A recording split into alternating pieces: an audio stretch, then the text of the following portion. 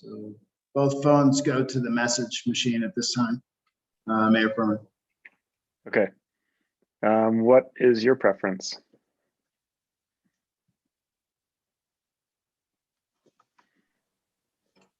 Well,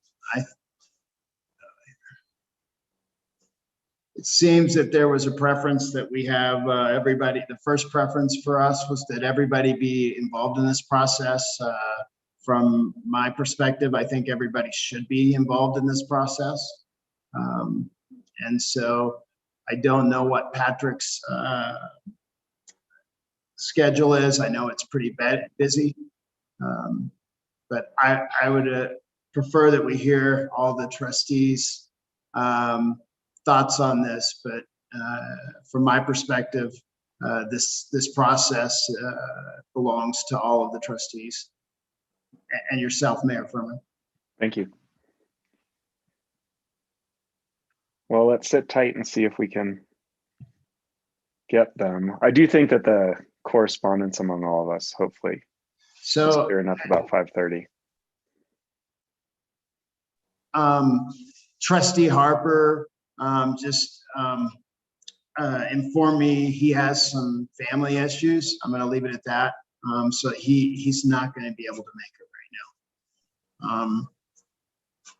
I think that again, that doesn't really change my mind on what I said about I think it should be a full board, but I think everybody should be able to weigh in on that.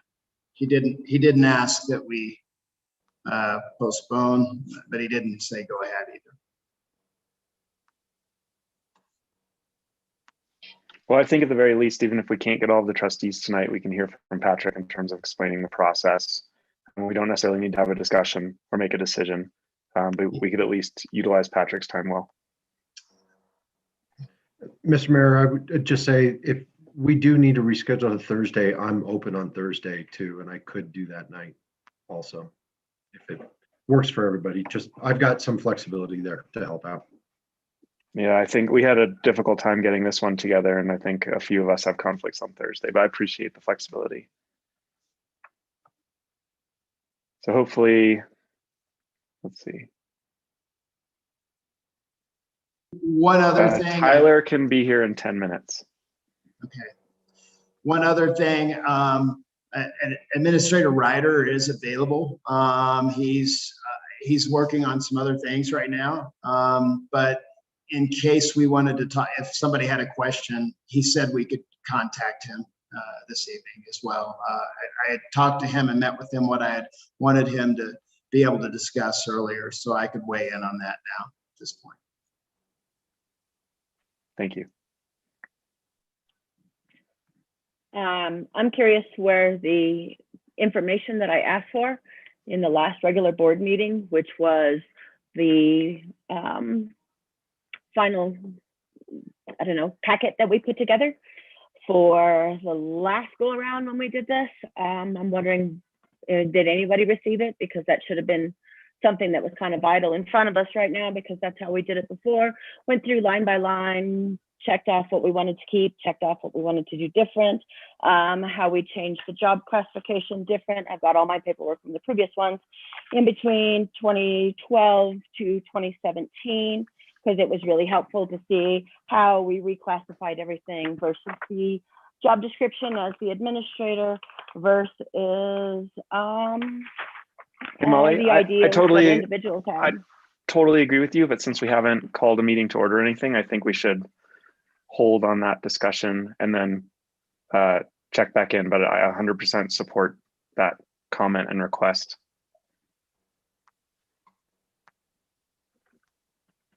I just don't want to go askew of our protocols since we haven't started the meeting yet. It was a discussion basically to see if anybody had received anything, because I know I pulled out my old material. So it looks like we will have all 7 of us in just a few more minutes once Tyler joins.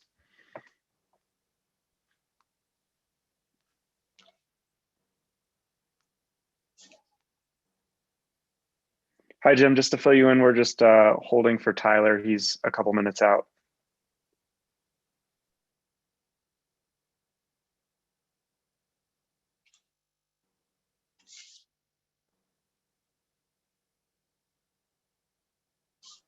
Thank you.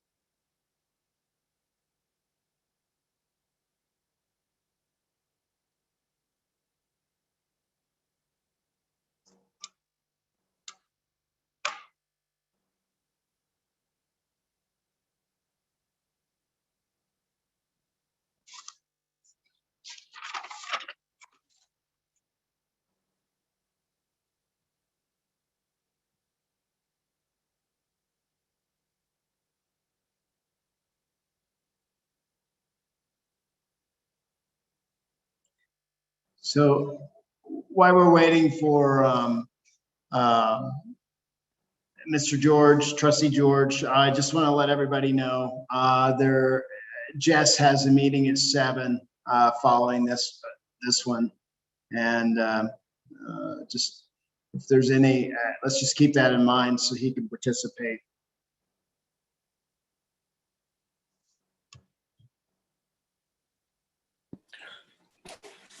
Thank you, Anthony. And it's also Jim Harper as well, who's on the Planning Commission.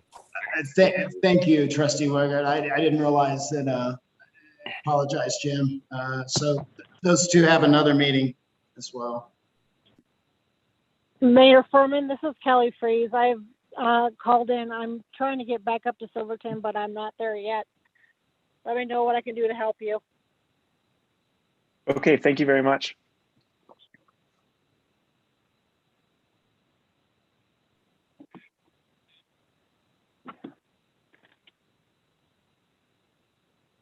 And Kelly, I'm not sure if you were on, but we were just waiting for Tyler George to join, and we'll get started in just a minute.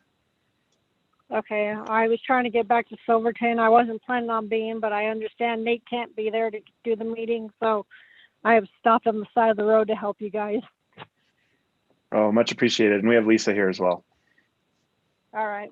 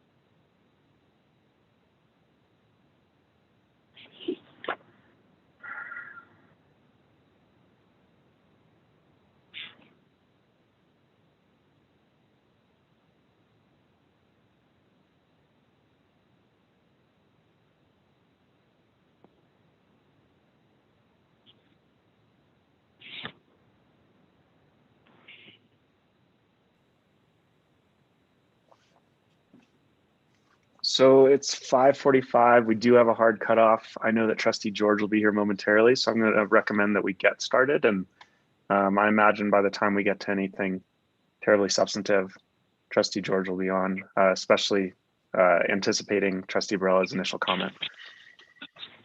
Is that okay with everybody? Great. All right, so it is Tuesday, February 16th at 5:45 p.m. This is a special meeting of the Silverton Board of Trustees, and I call this meeting to order. Lisa, would you be able to do the roll call for us since Kelly's in the car? I can do it. I have it all here. Oh, awesome. Clerk Freeze, would you please roll call? Trustee Bierma, Here. Trustee Harper, Here. Trustee Weigert, Here. Trustee Barella, Here. Trustee George, Mayor Pro Tem Barney, Here. Mayor Furman. Here. Any staff or board revisions to the agenda?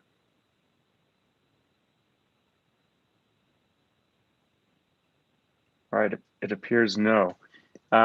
So the first topic is the administrator search with respect to process and resources. The second is legal representation search, also with respect to process and resources. Tonight joining us is Patrick Rondinelli from the Department of Local Affairs to help guide us and provide some context here, as well as the other trustees who have been through this before. I think their context will be very helpful as well. And I'd like to start the discussion with Trustee Barella's comment. Trustee Barella, if you wouldn't mind asking the question that you asked before, that would be wonderful. Well, it was for a point of discussion because are all of you familiar with the job description? Are you familiar with the handbook and what the administrator's job description is in the handbook? Have you looked at any of the previous employment agreements from the past, just say 5 administrators? Because I pulled out my old documentation from when we went just through this process just recently, because things have changed. I have copies of everything from 12, 15, and 17, and 19 from when we went through the process and how they changed on each one of the revisions. So that was information that I asked in the last regular meeting be sent to everybody. So I'm not sure who has control of those documents currently. I would assume it would be inside the interims or the town attorney, because this documentation, without it, I mean, but that way you guys can see exactly what the process we did last time and the time Trustee before Barella, and the time before. I mean, thank you. Yeah. If you have all that information, is that something you could coordinate with Clerk Freeze getting scanned and distributed? well, I'll turn on my video because I always lose. Mine's all paper copies because that's what we used to do. Nothing that I've got is in a, job description. I've even got like all the contracts because these were all sent to us and they were, look at how thick that is. That was what was printed. So, and having to go through this many times, you just have to pull up the sections you need. But I can, but she'd have to scan all the documents and put them in. I don't know, Kelly, do you have any of that in your computer? Or were you privy to any of it from before? I'm sure someplace there is, and that I'd be willing to look for and scan it. If not, if you have it readily available, that I would take it from you, scan it, and be able to share it with everybody. I do, but a lot of the stuff I write lots and lots of notes. So I don't know if y'all want to read my notes or not, but okay. But Jess, do you have any of your old packets? No? Okay. All right. Thank you. I agree that all that would be very, very helpful. And I do remember your request at the last regular meeting for that packet to be distributed. Anthony, thank you for stepping in before your official start date and taking the time. Is that something you can help coordinate, making sure that all the trustees get those packets? Well, yes, and so much as I will start working on that first thing tomorrow morning. Clerk Freeze has also said she would. We'll check in with Patrick. It sounds, Trustee Barella, the one thing I want to make sure I heard correctly is that it sounds like there was a 17, 18, and 19 changes that would be ideal if we could find. Is that correct? I've got 12, 17, 15, well, 12, 15, 17, and 19. And a lot of it was just how it was written and how it was presented, because we used a lot more internet-based. So it looked prettier, let's put it that way. It wasn't just a simple worded document. The last one that went out onto a lot of different social media sites. And exactly how it was worded. And this is what we came up with. The one I'm holding was the very last version of what we did, qualifications and or everything else, all the following areas that you need to know: municipal, code enforcement, planning, zoning, administrative, finance, just everything that goes with the overview and the scope of services. So it's quite detailed. So Trustee George, sorry, go ahead. So Clerk Freeze and I will work on that tomorrow morning. Thank you.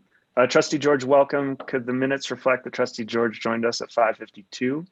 And just to catch you up, Trustee George, we were just, Trustee Barella was talking through all of the different packets and documents that she has collected from the past administrator search processes. And she's going to coordinate with Clerk Freeze to get those scanned and distributed to us so that we have a little more context. That all said, it sounds like most of those documents relate more specifically to the description and the form of the outreach. And I think we can start at an even higher level for this discussion. And I'd kick it over to Patrick Rondinelli. I do believe all of you have seen the CML PDF packet that was shared with us by email a couple of weeks ago that has a very general description of the different ways that we can go about a search. I read through the whole thing. I found it to be very helpful. If you haven't read it yet, I highly recommend that you do. But it generally talks about 3 different strategies, which include hiring an executive search firm, hiring a consultant to help facilitate the process, or doing the whole some additional suggestions and strategy. Thank you, Mayor. I appreciate that. And I know you guys have received that CML book, and I want to reiterate what the Mayor just said. If you've not had a chance to go through that yet, I highly recommend that you do, because they put a lot of good information into that. Honestly, a lot of the things that I would normally say when I meet with different boards or councils that are going through this process are already stated in that CML handbook. And so I'm just going to go through and highlight on a couple of points, especially knowing that we're time sensitive and also knowing how I tend to talk too much. And some of you board members already know that from me. So, so once again, looking at that CML book, I highlight one of the comments that's on there on page 3 of the book. And this is something that I tell every board. And I want to emphasize how important this is. This is one of the more important decisions you all will make as a board, is hiring this position. It's really important to keep that in mind, because you are hiring the employee that reports to you, that is in charge of carrying out your vision, your direction, all those pieces that are there. So, really keep that in mind. And this is this process can be daunting. It does take time, as the handbook says too, and it's going to take some really work and discussion amongst all of you. And really, I mean, as even going back to a lot of the board training that I've done before in the past, of talking about, this is one of those times that you guys really need to come together as a body, as the Board of Trustees, and really be having some good, thoughtful discussion, but really with the focus on what you're trying to do is move your community forward. You all have that same goal of what you want to see. You want to make your community great, right? whether it's already there in your eyes or it's going there, whatever it may be, it doesn't matter, but you all want that same end goal. And it's really critical to think about how important this position is to help you as a body to do that. And going back once again to that training that I've done in the past, how critical the aspects of the community are. You as individual trustee members, you as the board, and your staff, and what you rely on, and the citizens of your community, and what role they all play. All those are important legs on the table. And so it's really a critical time that you guys are taking on here for your community and these decisions that you're going to need to be making. Now, one of the other things I want to stress is when you get to that point of making a final decision, and I'll get into a few other things here, this is something you need to keep in mind. Quite frankly, you need to be unanimous or almost completely unanimous when you make that final decision of who you're hiring for this position. If you do not, if your board is split, it doesn't matter how good of a person is that you're trying to select, they're not in a position to succeed because you've already got almost half your board that are against that person or have not wanted that person for a reason. So once again, this is one of those times that you guys are going to really have to come together and work together to make a good decision for your community by choosing somebody that you all agree on. So, just keep that in the back of your mind as you're having these discussions as you move forward and talk through this entire process. But once again, on page 3 of that handbook, they're much more elaborate in how Kevin Baumer wrote his comments in relationship to this, but I would really stress you take a look at that. One of the other key points about this is really setting your goals. I mean, you really have to start at the beginning and say, what are the expectations we have? What is our goal that we want for this position? Now, once again, the obvious is, well, we want to hire a manager who's going to stay in our community, who's going to embrace what we're trying to do and work with us to be successful. Yeah, you could say all that, but really start taking that deeper dive and having that inner look into all of you of what are those characteristics? What are the skills? And I don't mean, once again, the basic skills of, well, they're a good manager, they're a good communicator, those type of things. That's the obvious stuff. Really start talking and thinking about what are those key things that are going to be important for everyone to be successful in your community with this position. It's not just this new town administrator being successful. They're only going to be as successful as you all are as a board. You all as a board are only going to be as successful as they are as the administrator and your staff, and once again, your citizens. So really start taking some time to put some thought into that. Once again, the handbook goes into a lot of that type of thing. It starts to talk about how you need to, what are some of those key areas you want to talk about. But I would encourage you to start thinking on that now of what that person looks like, what those characteristics are, what is your goals and visions for the position. As the mayor mentioned, there's 3 different options that they recommend or they highlight. I wouldn't say they necessarily recommend because it really depends on the community, the timing, situation you're in, all those type of things. But as the mayor said, you can go everywhere from doing this in-house to hiring a consultant to hiring one of the major recruitment firms. I'm not here in any way to pitch. I want to outline those options for you. And then I'll go into a little bit of what my role can be in assisting throughout this entire process and helping all of you through this. So first off, just highlighting on doing it in-house. That is something that I most of the time do not recommend to any organization, especially smaller organizations with limited capacity in their staff. This is a very time-consuming process. And I know even from watching one of your last board meetings, I know all of you have some concerns about the burdens that you already have on your staff and what you're trying to accomplish, what the process, just the day-to-day operations of those type of things are. I would strongly encourage you not to try and do this in-house. Generally, the only ones that you see that will consider taking it on in-house are going to be your bigger communities, bigger municipalities that really have not just an HR manager or an HR director. They usually have an HR department that can take on those type of things, and they do that regularly with their recruitment. Once again, town of Silverton, you don't have a lot of turnover with your staff, but you go to some places like City of Montrose or City of Durango, they have some pretty steady turnover in some of their positions that are within their organization. They have an HR department that's very versed in doing that. What you'll find though is a lot of times those communities that have that capacity, they still go out and hire a firm to do this recruitment process. And I'll go into some reasoning with that a little bit here in a moment. Jumping to the other extreme is hiring, once again, one of those firms. There are some major firms that are out there, and this is what they do. Kind of the gold standards I always use as an example is a company called Peckham and McKinney. They're based out of California, but they do a lot of work in Colorado. They actually have an employee in Colorado. His name's Drew Gorgay. Drew's been a former city manager himself and works with them on the recruitment side.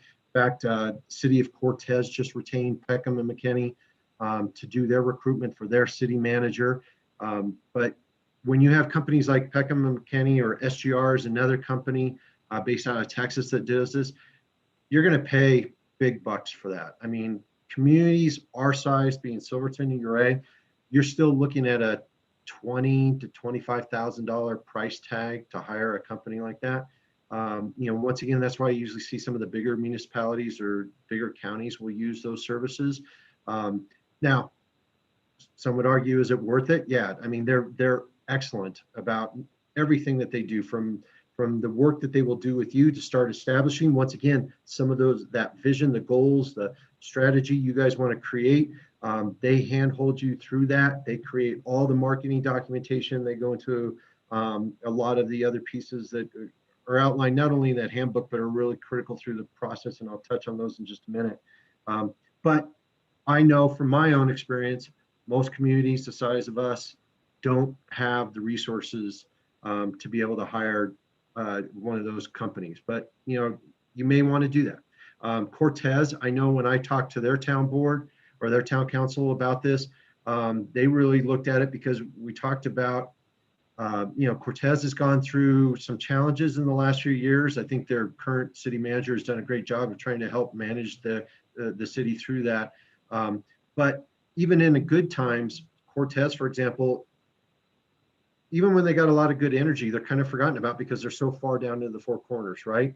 And so to get that attention, I think that's part of what drove them to want to pick one of these larger firms and really help with that marketing campaign to bring that in. Now, that middle ground is bringing in some type of consultant that could work with all of you. There are a handful of consultants that will do that type of work, some in our region and some still here in the state level.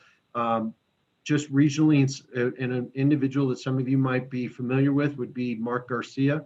Mark recently did that type of work for the town of Ridgeway, and I know the town of Ridgeway was extremely pleased with the work that he did. And he did a lot of the same similar things that those bigger companies are going to do, but not nearly on the level of the price tag that you would do because he doesn't have staff and everything. He's doing it himself. And I just throw Mark out because I know, once again, some of you are familiar with Mark, and he did that in Ridgeway.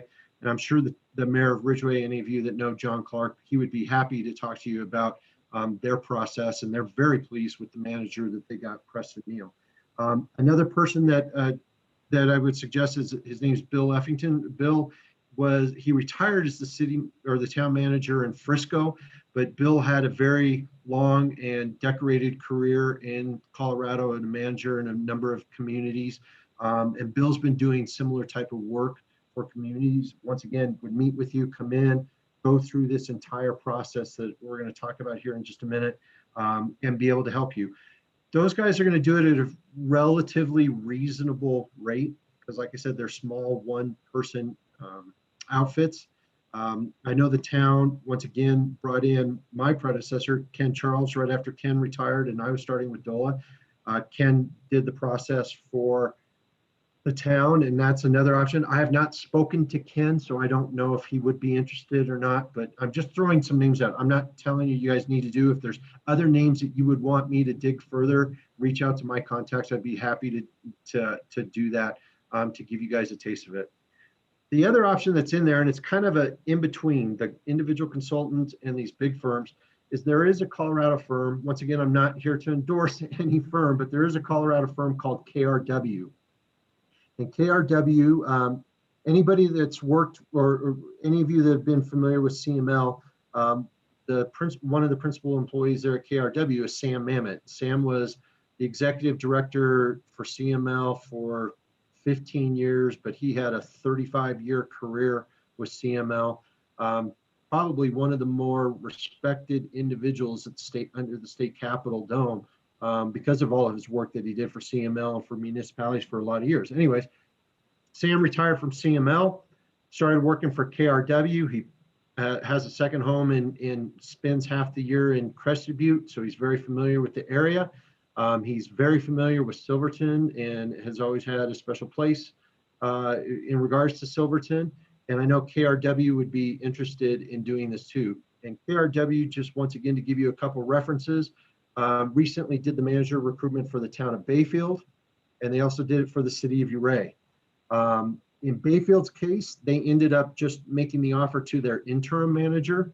So they didn't go through the entire process. They had started the process, but when that interim manager was showing interest in the position, that town board there chose to just go ahead and hire Katie. But here in the city of Ouray, they ended up having to go through the process twice.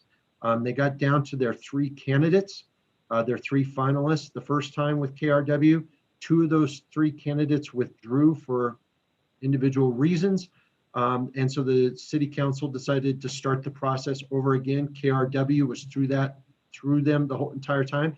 And once again, I know Greg Nelson, the mayor here in Ouray, would be more than happy to give a recommendation for KRW and the work that they did. And I've talked to a few of the council members here in Ouray, and they all were very pleased with KRW.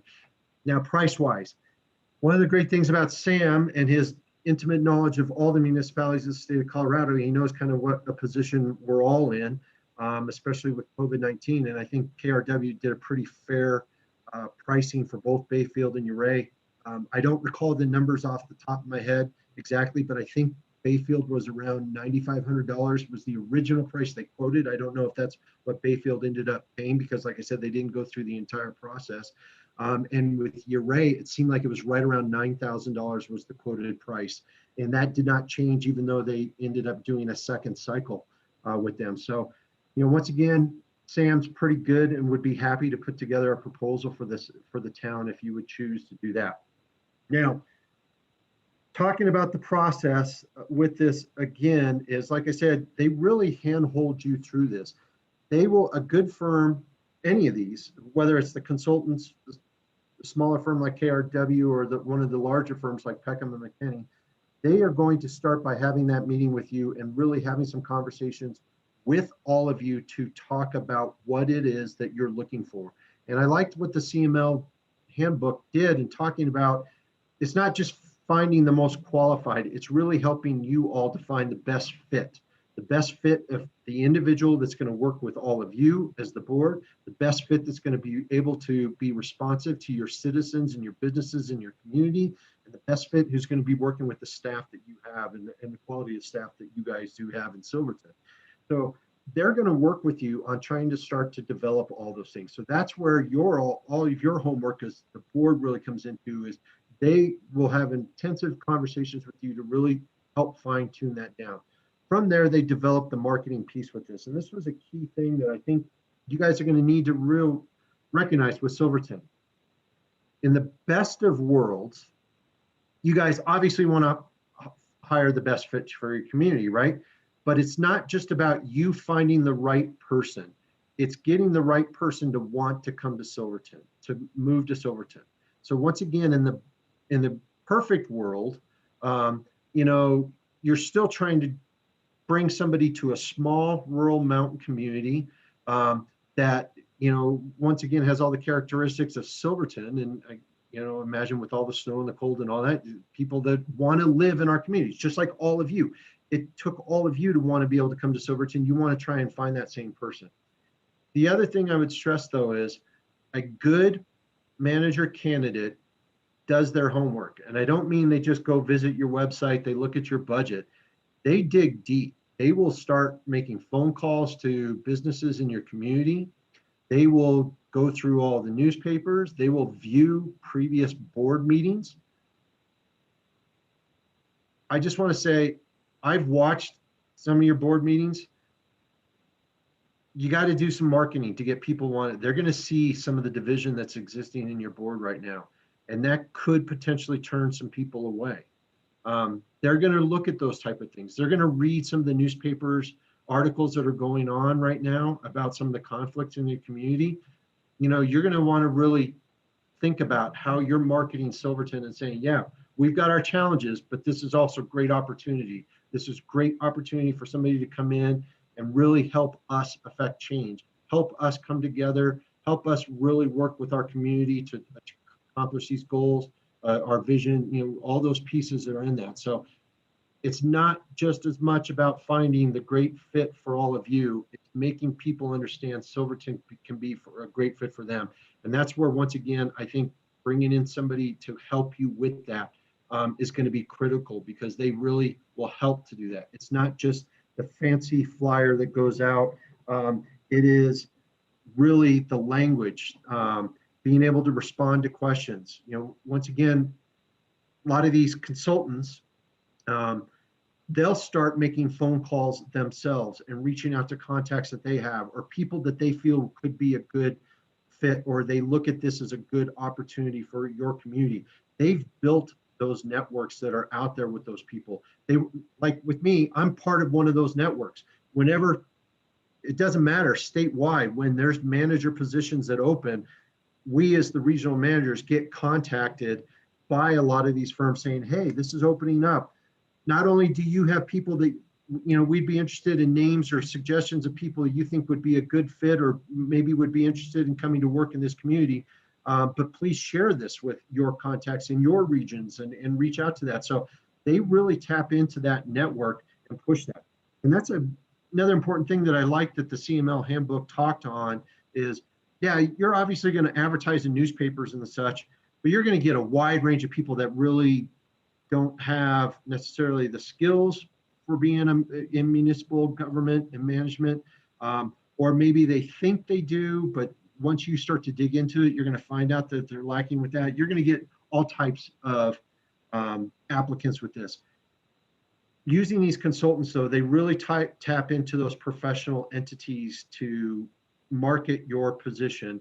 And I don't mean they just send the flyer. They do a lot of legwork behind the scenes to really dig down and try and get you guys quality applicants. So that's, you know, something to keep in mind about that extra level. You know, once again, I think it was page 8 within the handbook that they really talk on those things. They'll look at your job description even. They'll give you honest opinion on what your salary range that you're offering. Is that going to be reasonable in the market that you're facing right now? They'll work with you on other incentives that may be out there that you would be offering, whether it's moving stipends, housing stipends, vehicles, you know, those type of things that come up in the negotiation, or things that can really help to be attractive. Because I think you guys have heard me talk about this before, and other times I've talked about, it is competitive out there. COVID-19 has not changed the competitiveness of what our communities are doing and trying to strive and move forward, especially in the mountain communities, the resort communities. There's a lot of competition that's happening out there. These consultants will really help you through that. They also take care of a lot of the, once again, the dirty groundwork that needs to take place. They field phone calls often for, you know, prospective candidates. They'll do a lot of the vetting of your candidates when you get those applicants. So once again, I can comment here a little bit. I wasn't directly involved in URA, but I was briefed on things by city council members and by Sam Mamet. They had both rounds. They had about 40 applicants originally that submitted by the deadlines. The consultants will help narrow that down to about 10 to 12 that they will then present to you. And they help weed out some of those ones that are just clearly not fits or not qualified. They take care of all that for you. You don't have that burden on you. You don't have that burden on your staff. They're taking care of the day-to-day. They will then present those 10 to 12 with you and really walk through and help you narrow that down, whether it's through preliminary interview processes, questioning. A lot of times they'll help do some written questions that you'll ask of the candidates to help start to fine tune finding that right person. They'll help, like if they do those questions, those preliminary interviews or those written questions, they help gear those questions very specific to what you're looking for in Silverton. Not just, once again, tell us more about your experiences or your knowledge. They're going to really dive down into some of those pieces that might be out there of helping to really get to where you have serious contended or serious contenders for the position. And then they'll even go through and organize the entire interview and hiring process. I always strongly recommend you have a series of interview panels that you work with when you're doing these. Obviously, you as a board will want to be interviewing these candidates. And there's 2 levels that you could do that. Once again, if you start with those 10 candidates and maybe you narrow them down to 5, you want to get to 3 or 4 of your finalists, you can do some preliminary interviews. The consultants will help you with that process and set all that up and arrange everything for you. Even when you get down to your finalists, and there is some formality that has to take place when it comes to your finalists, you have to publicly announce who those finalists are. You want to start a process that you have. I always say, obviously you have the board's going to be interviewing your finalists. I like to see an interview committee of some of your staff and your department heads that are involved. There's always usually some other type of what I call important stakeholders and have them as an interview committee. That may include Willie or other members of the county, Kim or other members of the school board, other important, people in the community, whether it's members of your planning commission, chamber members, business leaders, just influential citizens, whatever it may be. Usually a lot of times I always bring in other stakeholders that would be involved in that, like myself. I've participated in those interview committees, maybe managers from other neighboring communities, like you bring the new city administrator from Uray over to help out with those interviews, or ask Jose from Durango to come up and sit in on those interviews. Maybe Miriam from Southwest COG or Laura from Region 9. You bring in some important stakeholders, including representation of those entities that you work with, that you want to build those relationships with, or that you depend on already in your relationships. It's really important to have that. And so you have these 3 panels that all come in and do those interviews.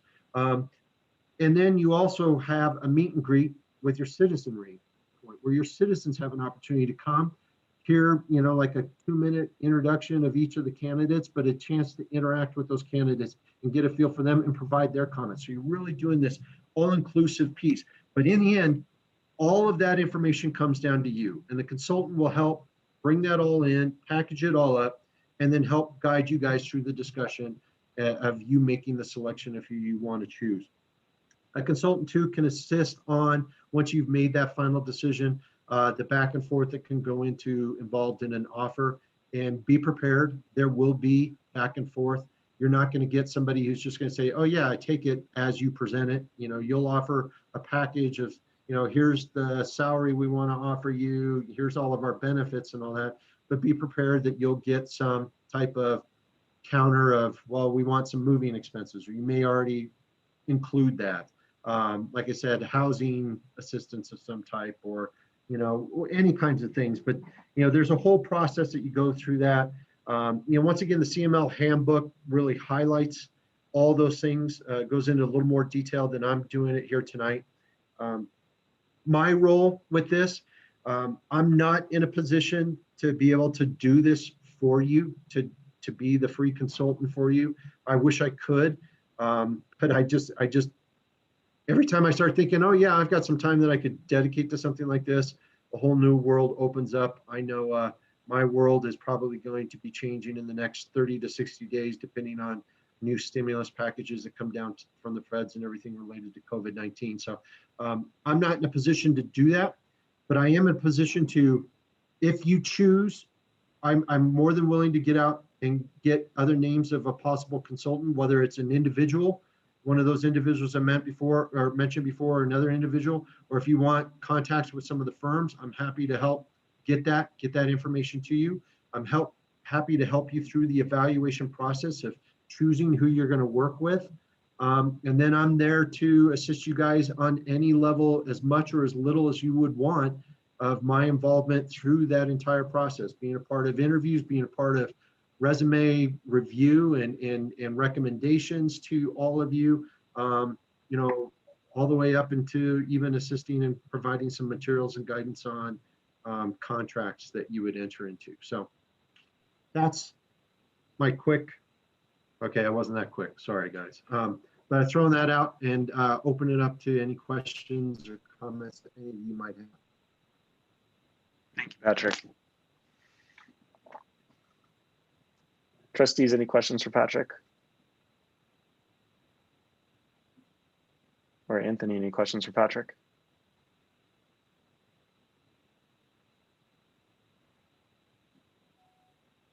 I mean, trying to absorb all that information, my initial reaction is there any harm in requesting bids from pretty much every single resource that you mentioned so that we can evaluate them side by side, you know, asking each firm what they would charge the town and what their services would entail, and then also asking each consultant like Mark Garcia and Bill Effington how much they would charge and what that would entail, and also gain, you know, try and gauge the eagerness of each of those resources for helping the community. And you know, while that request is ongoing, we can absorb the rest of the packet information that Clerk Freeze will put together for us.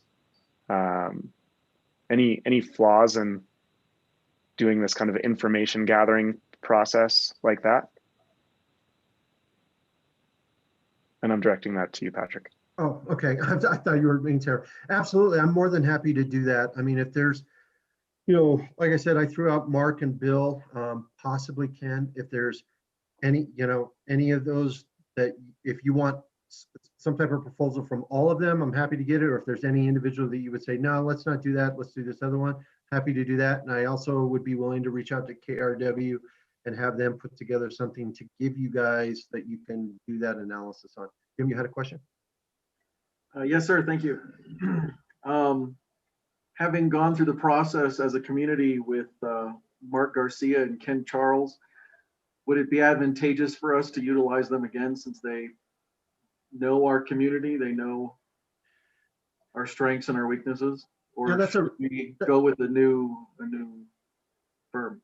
You know, that's a really good question, Jim. And I see pros and cons on both sides, and I'll highlight them here for you. You're absolutely right. When you got somebody like Mark or Ken, they both know your community extremely well, and they know the nuances of that. And there's absolutely some advantages of that. They're going to be able to help you all start to narrow down and really get some of that visioning of who specifically is going to, you know, what the caricature of that person who's going to be the good fit for your community will help with. That's the pros. The cons, though, is sometimes there's some baggage associated with that, right? You know, I'll be very open and honest. Mark is a very good friend of mine. I've known Mark. He was one of the first people I met when I started in city management. I know about his time there in Silverton. I know he got along with some people. I know he didn't get along with some people, right? So you're going to have to say, what's the feel of our community? Would they see this as somebody who knows our community and is can help us find that good fit, or is there going to be some baggage that's going to be there? You know, Ken kind of comes with the same type of thing. I know there are people in the community that really highly respect Ken, and I know there's people in the community that don't, right? And I'm not saying anything that I wouldn't say in front of Ken and Mark, and they both know with that. So so there's pros and cons with that. The other side, you've got somebody like, once again, KRW. If you brought in a company like them, yeah, they're outsiders. They're not going to necessarily have that intimate knowledge of your community or the nuances of your community. Now, they're going to work with you and they're going to ask you questions as they work with you as a board to understand and start to develop that knowledge within. So you're going to have that extra work, but at the same time, your citizens may look at that as, here's somebody who has nothing to gain. They're truly an objective entity that's coming in to work with our board and help our community. You know, they're not, there's no ulterior motive or something behind that one. So really, there's pros and cons on both. It's just going to come down to what you as a board feel more comfortable with.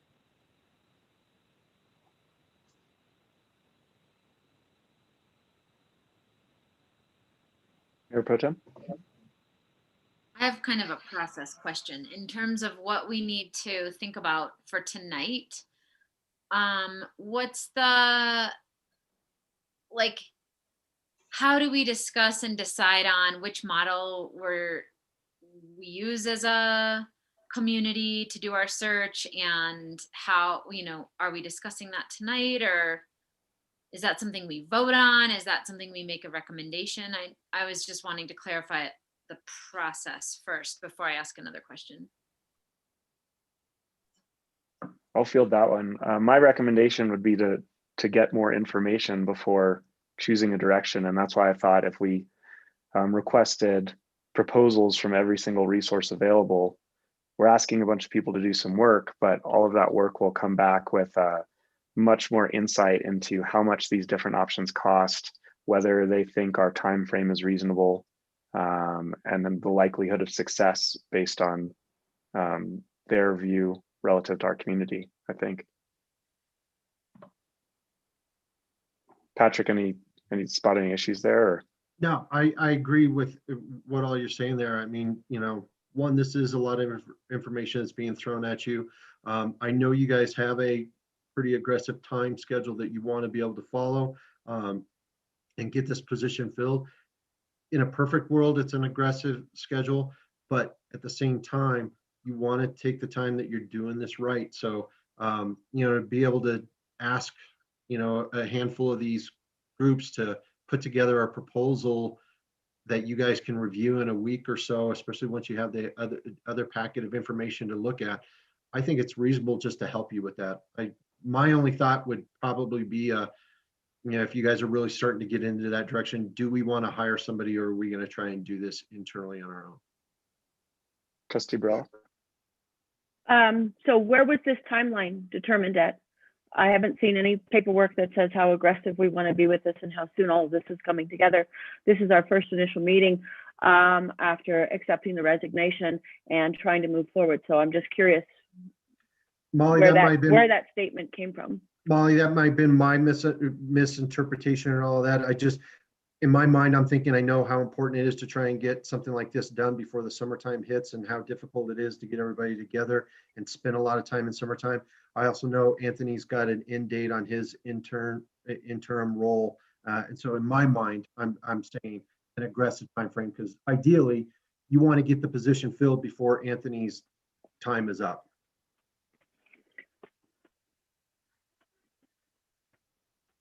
Trustee Barella or Trustee Wiegert, any additional thoughts based on what you've heard so far and the context you have from having gone through this already?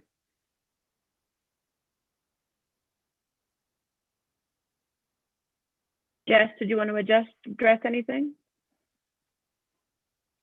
I will just say that in the past, other trustees who have gone through the process, prior trustees, had mentioned that the consultant or hiring a firm was not really a viable option, because we tended to get firms that didn't really know or understand our community, and it actually turned into being an unproductive process.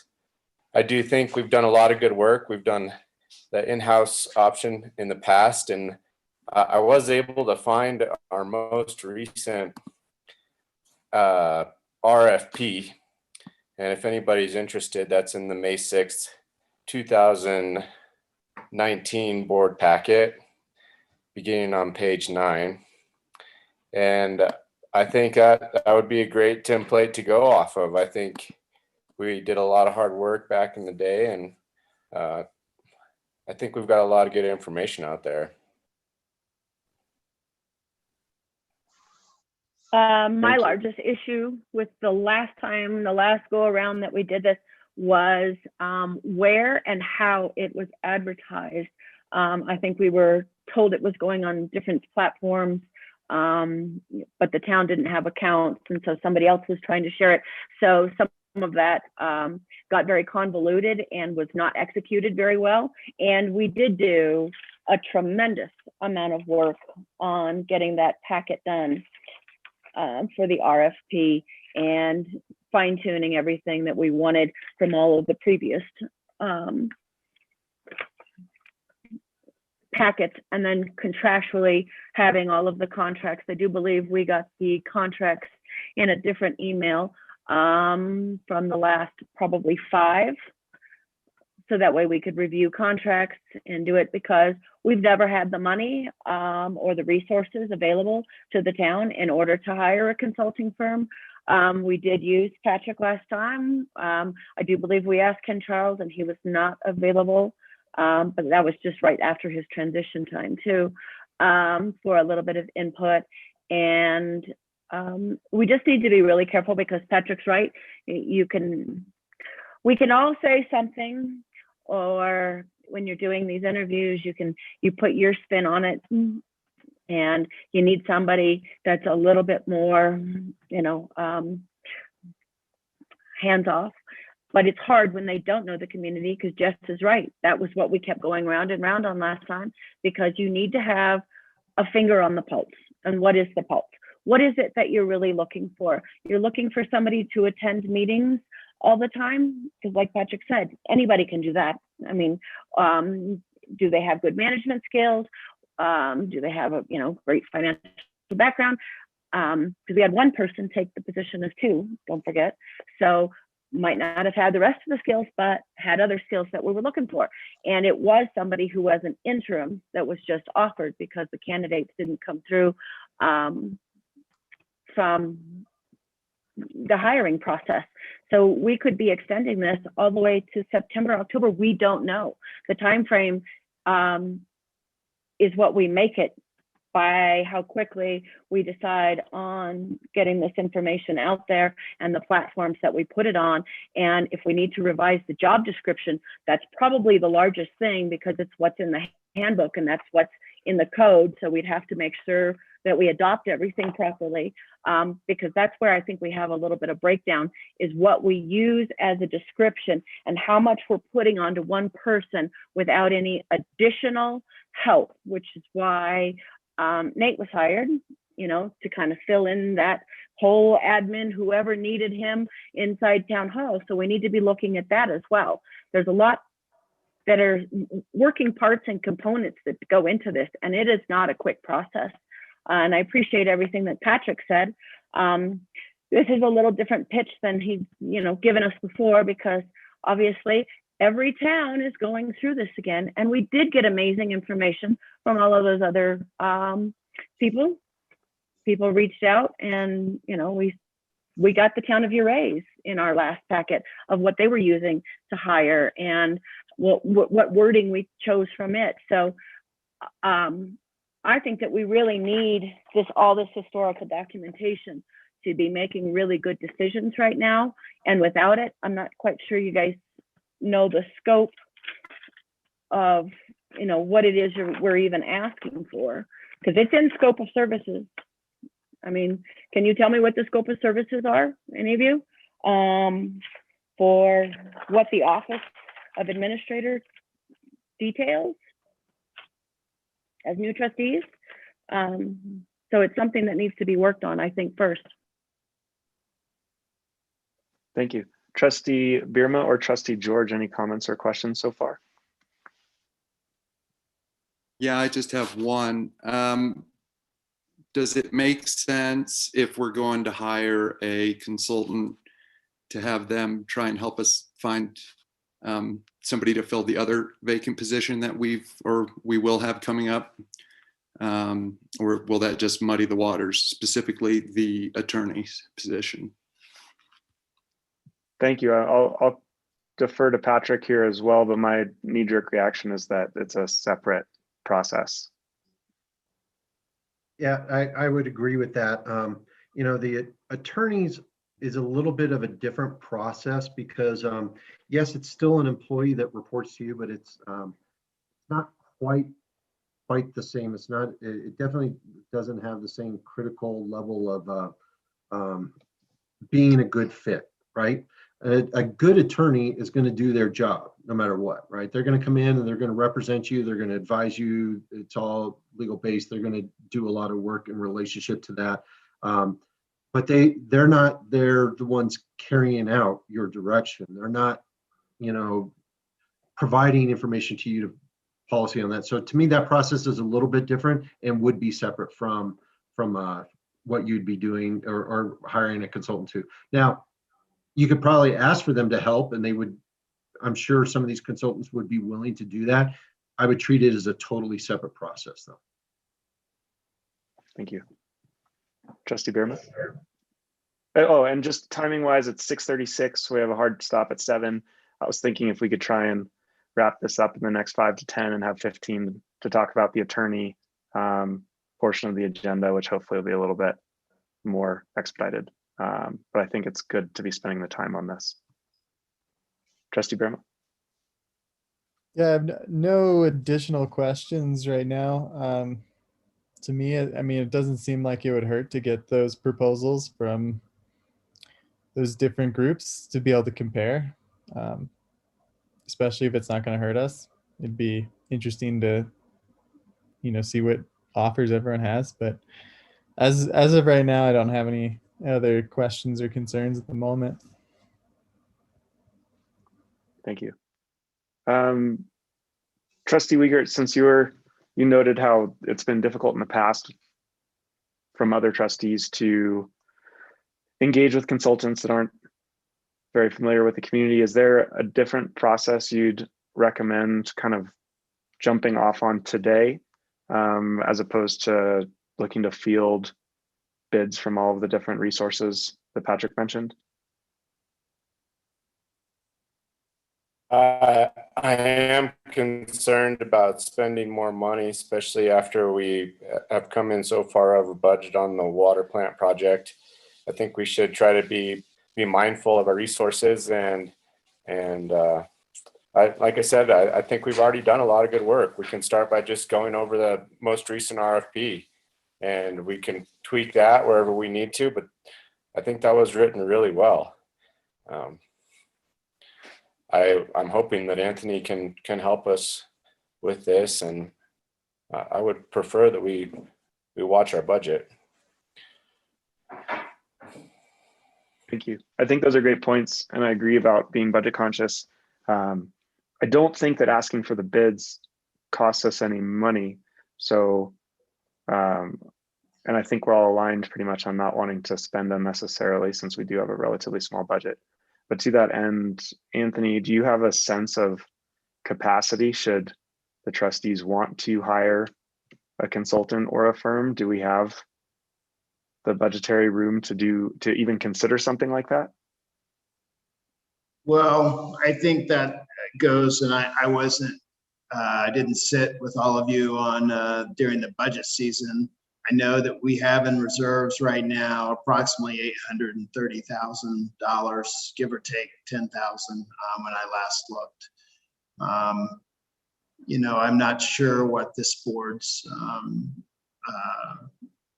and that's not going to go down from the cost. When I talked to Administrator Ryder, that's not the overrun that's been discussed recently. That does not come out of that 830,000 plus or minus. But that's really more of a board decision. We don't know what the summer brings, and I don't know what traditionally the board likes to have in reserve. I think it's 2 months of operating cost. I think that's closer to the $400,000 range, but I'm conveying my understanding of what's traditionally been done. Thank you. So it sounds like that's another question to dig into a little deeper as we go through this information gathering process. Sure. So those are the reserve funds. Inside the budget's pretty tight, as you all are aware, as far as having monies for this.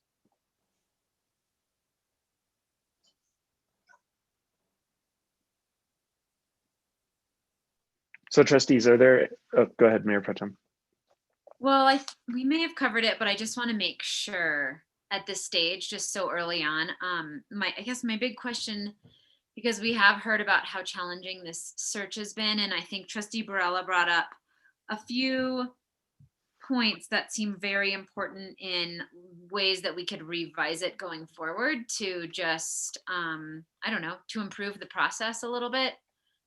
Mentioning things like, you know, how we streamline the platforms, updating the job description. I'm wondering if there's anything else kind of in line with revising the process that we might hear from either trustees Barella, Wiegert, or Patrick. It sounds like you were involved the last go around as well, just to note how to do better this time around, if that's possible.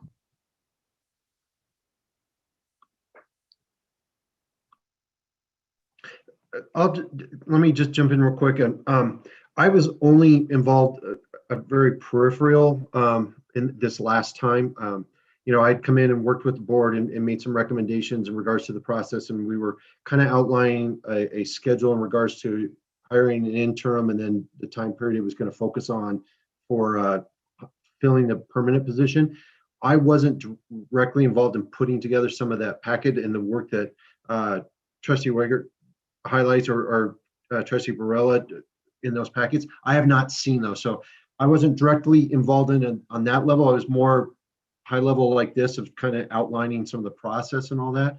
So I can't comment onto that, but I think like what was pointed out before, there was a lot of good work recently done, and I think it is absolutely advisable to go back and look at that and really say, okay, are there any things we need to tweak, or what can we build off of from here? Anthony, do you think it'd be feasible to include all that information in this week's board packet for the Monday meeting coming up? It's a little ambitious. I think that we can try to include that in the meeting, but I'm not on the server right now. I don't know where things are. Understood. I have most of it, and I have it from the meetings. I have it from the job descriptions. I have it from all of the different emails, and the 2 different employee handbooks and the revised copies. I also have every packet from the town attorney, so I can get with Kelly. Amazing. So this, if you guys really need to read this. If you haven't read it and you don't quite understand it, it's going to make more sense on why Jess is saying that we've already done so much work once you get into this, because we have. And we spent, oh my God, 4 or 5 months worth of meetings, putting this all together and making sure we had a cohesive package going forward. And I guess I want to compliment Patrick. Yeah, he wasn't in all of those steps, but he helped organize our committees. We had 2 different board panels meet, and the different board panels met the different candidates at different times, and Patrick was involved in making sure all of that ran really smoothly. And that was after we received the applications and helped bring in the people and accommodations and things like that, because everybody wants a little something different. And don't forget, we went into negotiations 2 different times with one person, and he still didn't accept the job because we didn't have enough funds available to pay the position what he needed and what he deemed his cost of living to live here, to move here, even though we offered extra stuff, extra housing. We've given others housing while they're here, while they're trying to find some place where they could live. So there's a lot that goes into it. Finding the right person that wants to be here is the biggest problem. And most of the time, the people that apply are just trying to finish out their careers. And that's what's been probably the hardest of all of this, is every single one of them, they're, they got 5 years left or 8 years left, and they're coming here just to try to finish it out. Thank you. So if this board is supportive, let's request that staff use their best efforts to include the information that Trustee Barella has and any other information available in this week's board packet. And I'd also recommend to the board that we request bids from all available resources. Who knows how long that'll take, so the sooner we ask for that, the better. And in a best or worst case scenario, we choose to ignore those bids if we go a different direction, but I don't see the harm in asking for that information.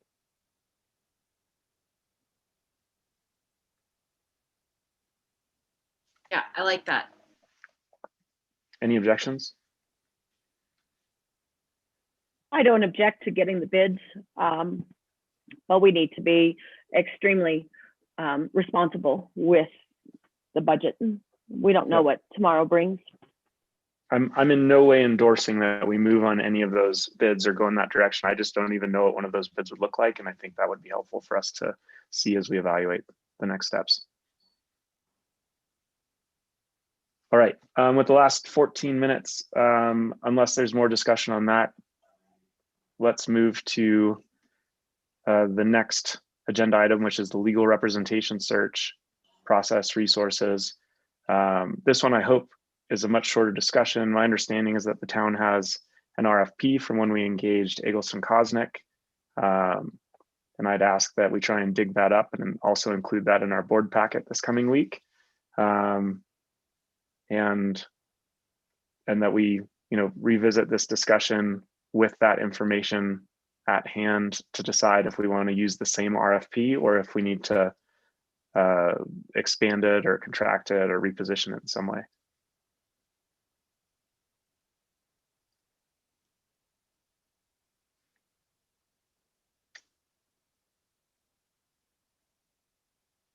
The one thing I've been, since nobody's volunteering, the one thing I've been thinking about with respect to the attorney search in the past, it's my understanding that we've kept a regional limit on looking for this resource because we'd ask the attorney to attend every other meeting in person. In the world of COVID, where everyone seems more comfortable with Zoom, even though I think we'll be moving back to in-person meetings in the next couple of weeks, it might be interesting to explore resources outside of our direct region and not require the attorney to attend in person. That would definitely increase the pool of available options.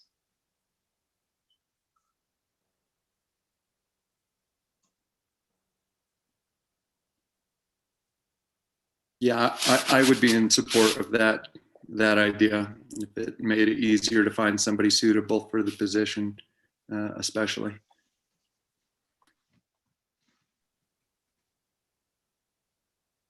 And again, I'm not advocating that we hire anyone from outside the region, but that our search maybe expand outside the region so we can evaluate all of our options. Yeah, I support that as well.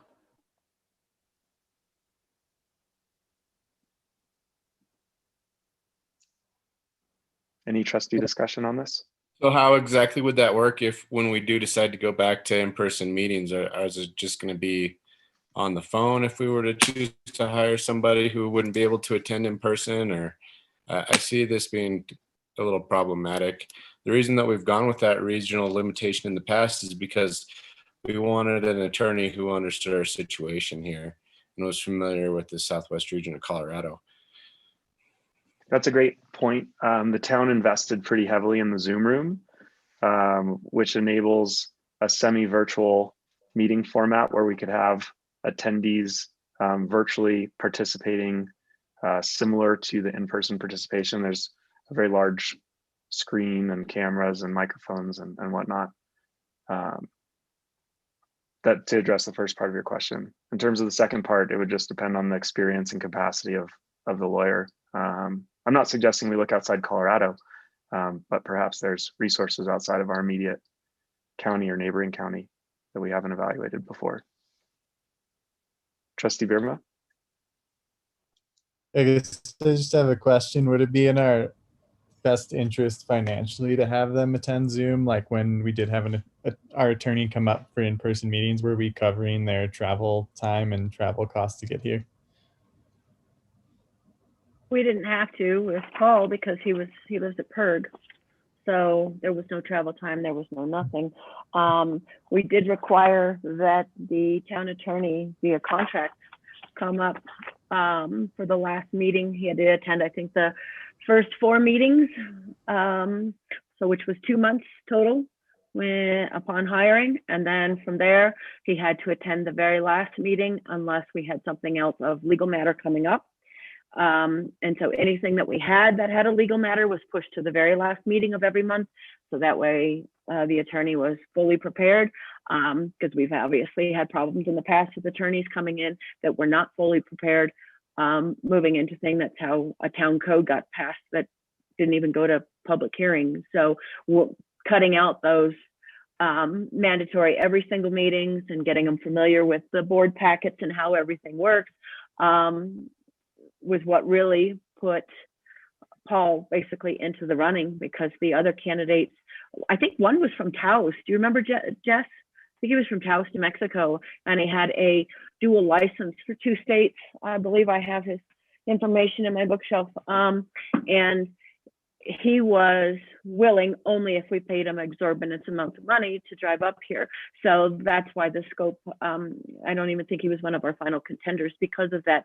Where are we going to put him up in the middle of summer if, you know, if we really have a contentious issue that needs the legal advice? So, because there wasn't rooms available and that sort of thing.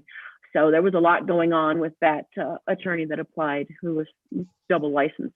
So Jess is right. We did this, you know, we did go within the bounds of our area because it does make more sense because they can attend. I'm not against the world of Zoom, but we are dysfunctional as a board because we do not meet in person. And an attorney can, it's a different situation between an attorney than between all of us. We've never gone to meetings and had our goals set. I don't know what your goal is compared to what my goal is moving forward. And that's one of the things that Patrick was saying about moving forward with all of this. We have to have a common goal. Right now, we do not, because we have never met in person. We've never gone through the right channels to get us all on the same page. And I have been repeatedly saying this since the new board was elected. So I think moving forward with these, we do need to sit down together in a room, and we need to start going over what we think is right about these old things, about the old documents that we put together 2 years ago, and what we want moving forward. And sitting in the room together makes it all happen a lot easier.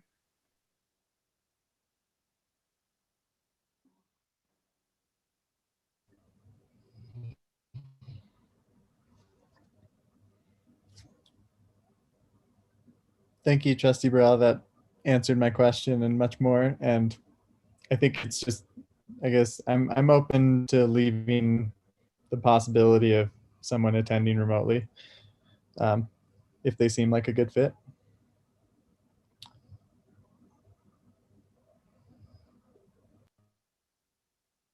So other than getting a copy of the most recent RFP, is there any other discussion or requested actions with respect to the attorney search?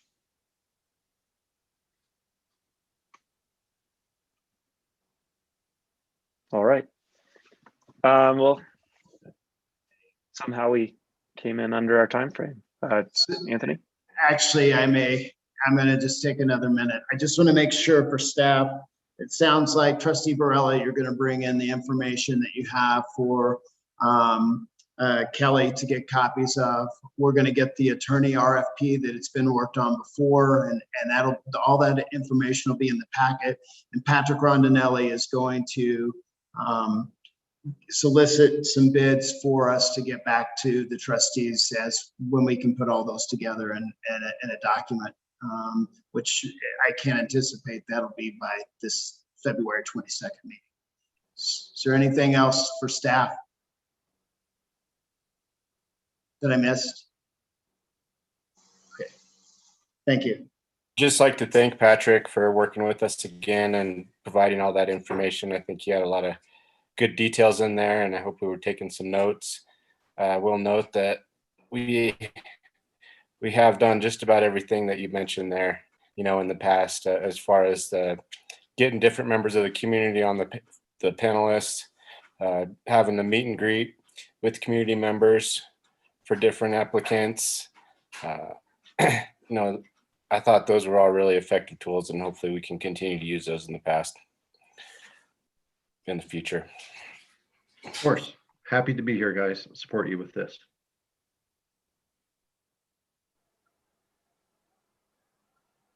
Well, thank you, Patrick. Thank you, Anthony. Thank you, Lisa. Thank you, Clerk Freeze, and thank you, trustees. Unless there's any further discussion, we'll adjourn this meeting at 6:55. And there's a planning commission meeting starting at 7. If anybody's looking to have a rockin' Tuesday night, I'll see some of you there.